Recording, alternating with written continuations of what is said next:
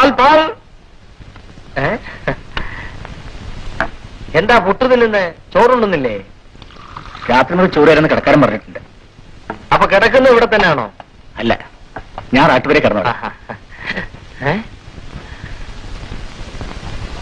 എടോ നീ വാടോ.